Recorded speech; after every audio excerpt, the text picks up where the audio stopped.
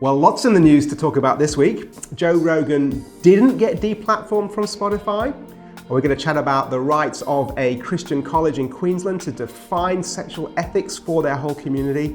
And of course, Brian Houston is in the news again, and we want to chat a bit about that too. My name's David Ould, and this is episode 3 of Dual Citizens.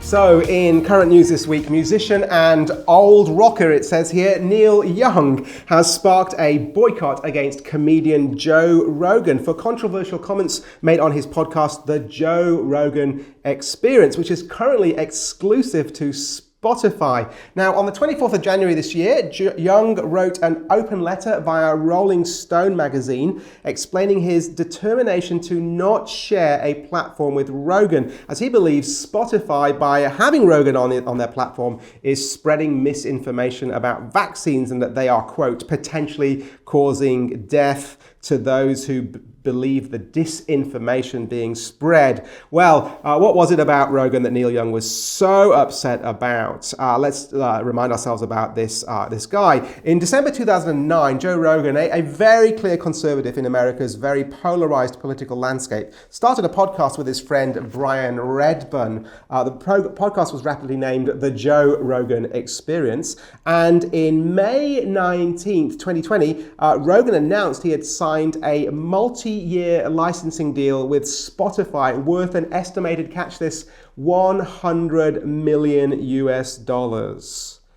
Now, what was it that Rogan had done that so upset Neil Young? Well, here's a range of the comments that he's made recently in the last couple of years about the COVID-19 vaccine, that controversial topic we've already touched upon here at Dual Citizens. 23rd of April, 2021, Rogan said, quote, "Healthy young people don't need a COVID vaccine," to which we might want to say, not quite true, is it, Joe? Because actually the vaccine does limit their own symptoms, and many young people were actually affected by COVID. On the 20th of August, 2021, he said, quote, "mRNA vaccines are gene therapy." Also, actually not true. Gene therapy is designed to permanently alter an individual's genes, whereas mRNA vaccines work in a different way. 24th of December last year, he said, quote, "I'm not gonna get vaccinated. I have antibodies. It doesn't make any sense." Rogan, of course, famously got COVID last year and treated himself, amongst other things, with a bit of ivermectin. Now, of course, actually not true either, because a vaccination would strengthen and extend the duration of the response of the antibodies that he did have from having COVID.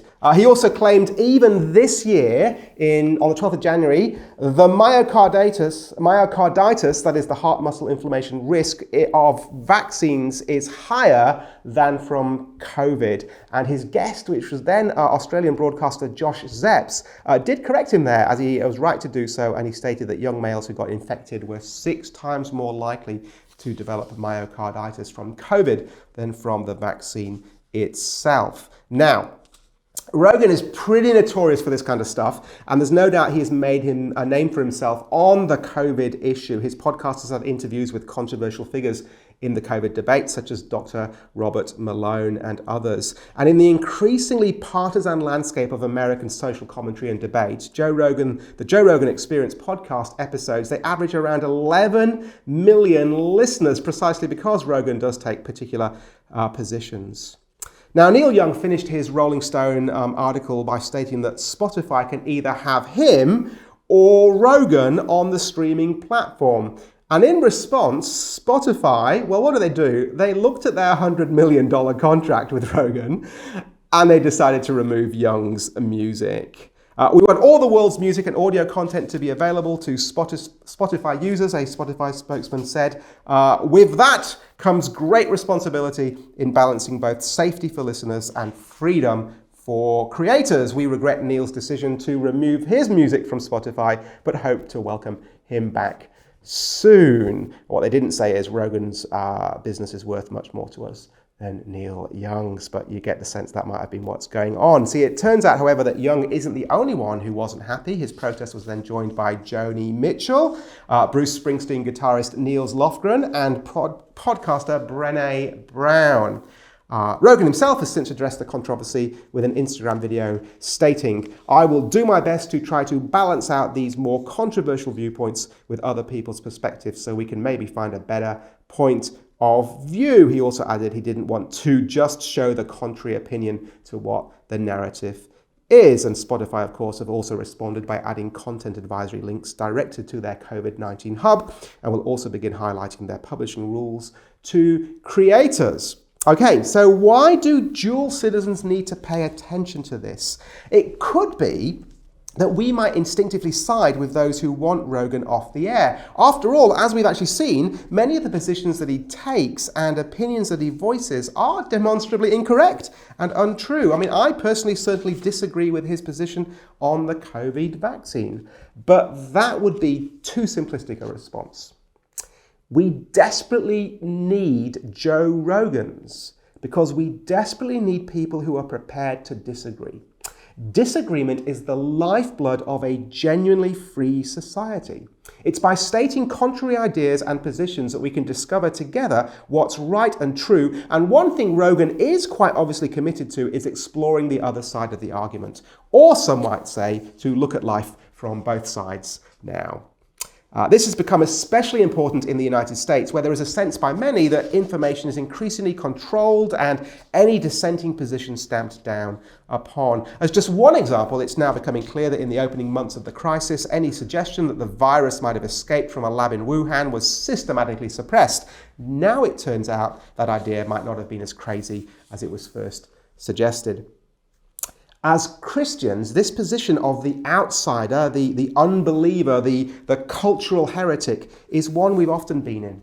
In Acts 26, the Apostle Paul stands in front of both King Herod Agrippa of Israel and Porcius Festus, the Roman procurator or imperial governor, and he tells the story of his own conversion and the truth about who Jesus really is. Acts 26:24. Let me read. At this point, Festus interrupted Paul's defense. "You are out of your mind, Paul," he shouted. "Your great learning has driven you insane."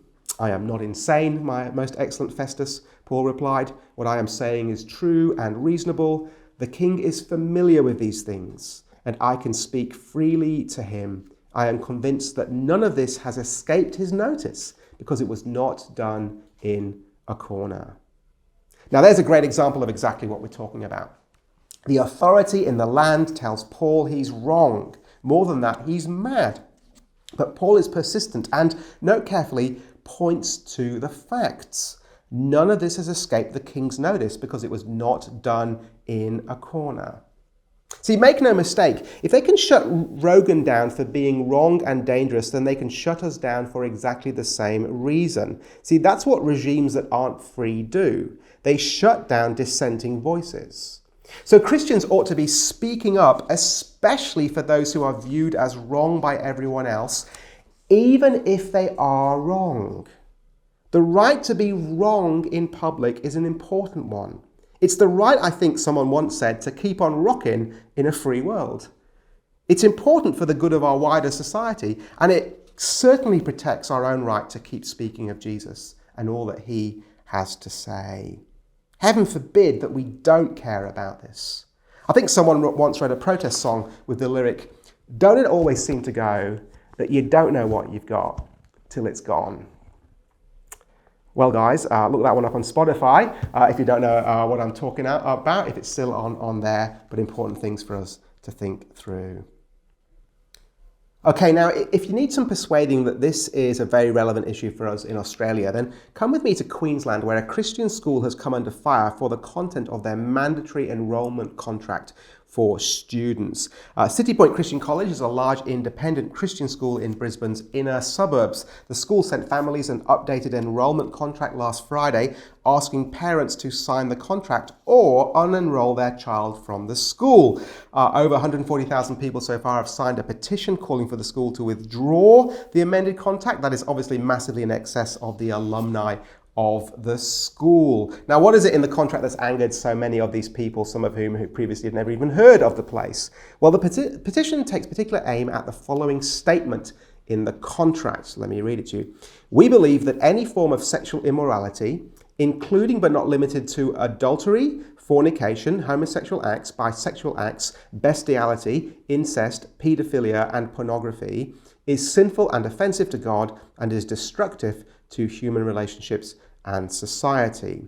The petition claims that this is in effect comparing homosexuality to incest and paedophilia. That old chestnut, this is of course not what the contract is affirming at all. Rather, it's simply stating the biblical truth that there are a variety, perhaps we might even call it a spectrum, of sexually immoral behaviors ranging from homosexual acts through incest to some particularly fringe things. The Greek world of the New Testament has a particular word for this, porneia, from where we obviously get the word pornography from. It's a word that Jesus himself uses. Porneia was the catch-all word for sexual immorality, which indicated any and all sexual activity outside of God's good design. Now, this is hardly an extraordinary position for Christians to take. This is the classic, historical, dare we even say it, biblical position. And it's grounded in the simple truth that we find at the heart of the creation story in Genesis 1.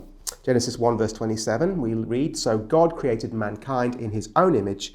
In the image of God he created them. Male and female he created them."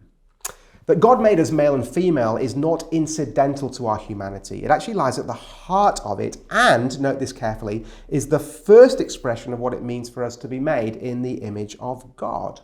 It's also worth noting that the way that Genesis 1 works with its 6 created pairs, so one each of the days of creation, so light and dark, land and sea, fish and birds and so on, it all ends up with this 7th pair, man and woman.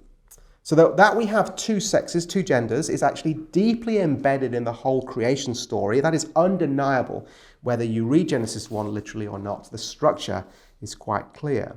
And what's also clear in the Bible is that the picture of a husband and wife, one of the key expressions of our male-female binary nature as humans, the picture of husband and wife is perhaps the key image used in the scriptures to speak of the relationship between God and his people. Jesus, for example, is constantly referring to himself as the bridegroom of his bride, the church. So this is not peripheral stuff for Christians. It's absolutely central to our theology, both in creation and salvation, always has been from the very beginning. So why make a point of it now? Well, part of the reason, no doubt, is the current conversation around a federal Religious Discrimination Act. One of the things we see in the proposed act is the right for a religiously constituted organisation like this school to arrange their affairs in such a manner. But the act will also require them to set out in advance a statement of principles on such contentious issues. Not least, this means that everyone knows where they stand. It also obviously stops an organisation from acting in an arbitrary manner. Now, how should we be thinking about this? A number of questions can be asked. Does the school have the right to enforce the contract? Well, it is a matter of legal dispute. There have been articles published by the ABC that feature legal opinions alluding to the claim that the contract is indeed lawful under current law. Citipointe have said that they received legal advice relating to it. But there is a problem. The problem is that there's a bit of a conflict between federal and state law on the matter.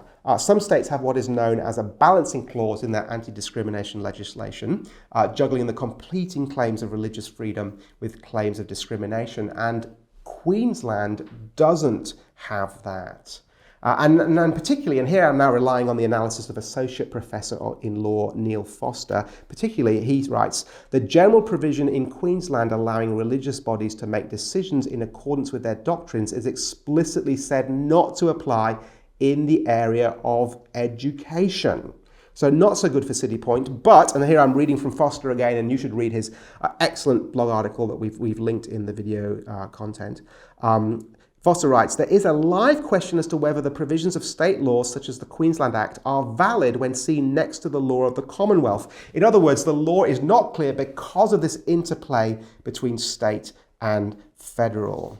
So should the school implement such a contract in the first place? Well, I'd argue they certainly have the right to, not least because the views expressed in the contract seem well ordinary. They convey views that we, Bible-focused Christians, know to be true and good for society. But to the world, at least to some in the world, they do appear bizarre. Despite the precise wording of the contract, which expresses this sound biblical principle, the school doesn't seem to be intent on dismissing students simply because they don't live in accordance with the contract. And the principal who is a pastor at Citipointe, Brian Mulheron, said the college, quote, does not judge students on their sexuality or gender identity, and we would not make a decision about their enrolment in the college simply on that basis. They're simply looking for these truths to be acknowledged, that this is where the college is at. So why the furore?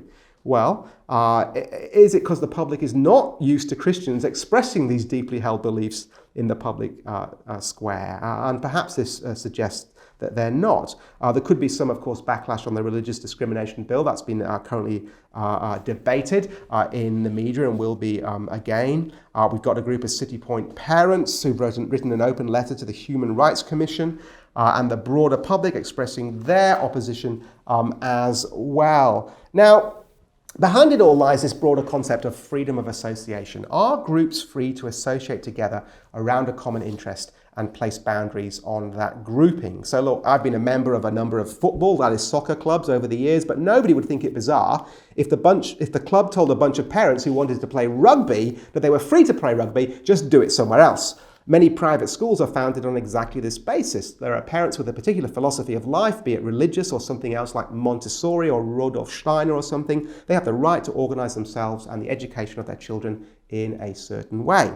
Our Australian education system actually relies upon this. It's cheaper for us as a nation since the government payments to such schools are significantly lower per pupil than if they were funded through public schools. And perhaps here is the clear bottom line. Nobody forces anyone to send their children to these schools or to work there. Nobody is forced to do this. They're free to go wherever else they want. But the freedom, that's not enough for the activists.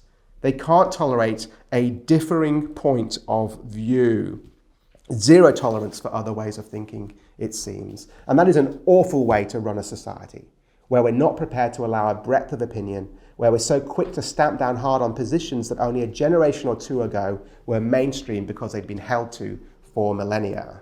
This will be one to watch with interest in the coming weeks. Questions of gender and sexuality are some of the loudest and most confronting that we are facing as an entire Western culture at the moment. They're important ones for us to grapple with because, as we've seen, they actually go to the very heart of who God has created us to be and the truth of the gospel of Jesus Christ. And so the dual citizen is really going to find their allegiance torn on this one. Well, let's turn to the topic that so many of you have asked me to address this week. The ongoing saga that is the pending criminal court case facing Brian Houston, founder and, up till a few days ago, global senior pastor of Hillsong Church. Now, Hillsong Church was established in Borkham Hills in 1983 by Brian and his wife Bobby, growing it out of a church led by his father, Frank Houston, who had moved to Australia from New Zealand and was also a Pentecostal church leader as part of what was then the AOG, or Assemblies of God group. Church weekly attendance for Hillsong has grown since then to over 43,000 people in Australia alone and 150,000 globally. It seems that everyone has heard of Hillsong. The franchise includes their many churches, their annual conferences, and an extensive music arm. Sadly, it gradually came out that Frank Houston is known to have sexually abused as many as 9 young boys across Australia and New Zealand between 1965 and 1977. The recent Royal Commission into Institutional Responses to Child Sexual Abuse heard that Frank Houston admitted to the abuse, which took place in Australia and New Zealand, and they questioned Brian Houston over his handling of those allegations when they were presented to him in late 1999. Now, come forward to the present day, Brian Houston was charged in August last year for concealing his father's prior sexual assault offences. At the time the crimes were reported to him in 1999, Brian requested the church elders not involve police, since he claimed that was the wish of the victim himself, who was an adult even at that time. Brian stripped his father of his credentials and dismissed him with a pension from the church. But the charge that he will be tried on is the claim that he failed to report a crime to the police, despite in his Royal Commission testimony stating that he was absolutely clear that the behaviour of his father was criminal. Brian Houston's defense looks like it's going to be that he acted in accordance with the wishes of the victim and the other advice that he received. Now, look, let's be abundantly clear. This is now a matter for the courts to decide. It's the prosecution's job to lay out all the evidence they have and to make their case beyond a reasonable doubt. So it would be wrong to delve any further into that particular issue. That is now before the court, and the next hearing in the case is on March the 3rd. It's all important information, but not what I want to raise today. I want to talk about a related issue. This past week, Brian Houston has finally stepped down from his position as global leader at Hillsong Church as he fights this legal battle. When the charges were originally announced, he didn't make that move, and I think it's fair to say only stood down from a number of the Hillsong boards after a significant amount of pressure. But this reluctance to step aside isn't a new thing. One of the incredibly surprising things about Houston's initial handling of the allegations when they were reported to him in 1999 was that Houston himself did the initial handling of a complaint. He did the handling of a complaint about sexual abuse by his own father.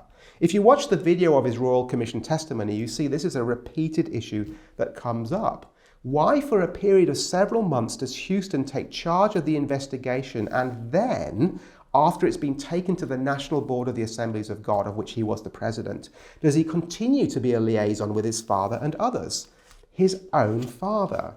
Now, friends, I have in the past been a vocal critic of Hillsong. I think there are some serious problems with them theologically, evidenced not least by the speakers that they're prepared to platform and promote on their annual conferences here in Sydney and elsewhere. One particular post on my website remains one of the most read pieces every year.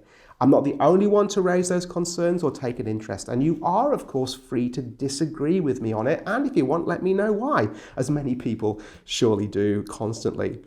But one thing I think we're not allowed to disagree on is that in leading the initial investigation, Brian Houston had an enormous conflict of interest, perhaps the largest that anyone can have. When counsel assisting at the Royal Commission put this to him, did he not consider that he had a conflict? Houston's response that he was conflicted personally, in that it was personally an awful thing for him to have to grapple with, that his father was an abuser of children, but that there was no conflict of interest in his role as head of Hillsong, president of the Assemblies of God Australia, and son of Frank Houston the accused. No conflict that required him to step aside. And that, frankly, is appalling. The Apostle Paul tells us that the overseer, that is the man leading a church, must be, quote, above reproach. That's 1 Timothy chapter 3, verse 2. We might translate that as blameless. Not that ministers in church will be sinless, only Jesus is sinless, but that we have to be held to the higher standards and be seen to hold to those standards. It staggers me that he could have made any decision other than as soon as possible to hand the matter over to someone else to look after and refuse to be involved beyond that. Houston's argument is that he was upholding his duties as president of the Assemblies of God Australia. The reality is that the minute he chose not to recuse himself from this particular matter, he failed in his duties. And look, frankly, I just don't get it. But what might cause us to act in this way? Well, I think it has to be the assumption that the normal rules don't apply. They don't apply either because we're so important, we're so necessary, and so the rules must bend around us, or we're so important that we're even above the rules. And we can act at this time in this way while at the same time telling ourselves that we're doing it for the right reasons. So did Brian Houston genuinely think he was doing the right thing in leading the investigation for a number of months? Well, perhaps he did. But if so, then however well-intentioned, he was simply wrong. And he and all those around him should have known far, far better. Because now it doesn't look good at all, does it?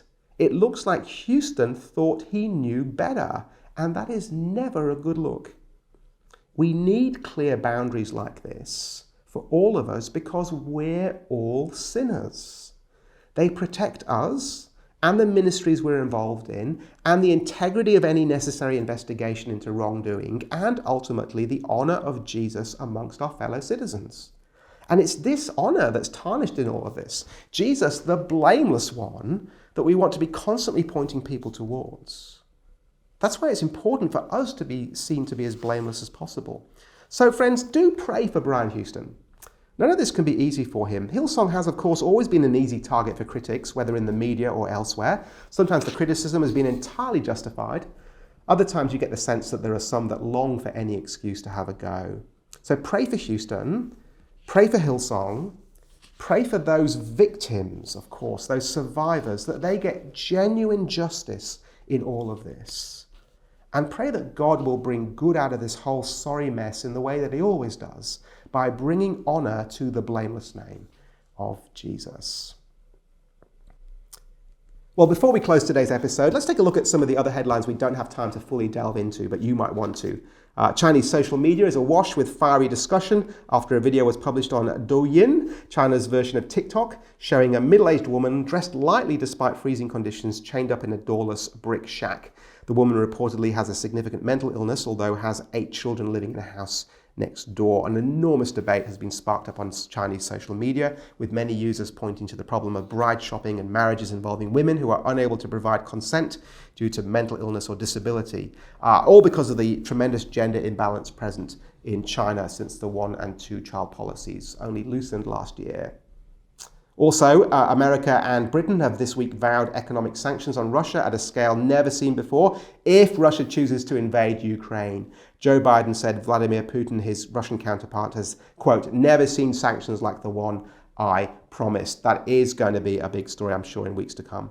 And Pfizer on Tuesday asked the US Food and Drug Administration to authorize extra low doses of its COVID-19 vaccine for children under 5, potentially opening the way for the very youngest Americans to start receiving shots as early as March. That story will not go away, will it? Well, that might be some of the stories that we're looking at in weeks to come, or of course something that you see and suggest as well. We'd love to hear from you on the socials. Maybe send us a message on the contact form on our website, dualcitizens.net.au. And of course, do please like, share, subscribe on all the different platforms we're on: YouTube, Google Podcasts, iTunes, maybe even Spotify, us and Joe Rogan, but just not Neil Young. You can find us on there as well.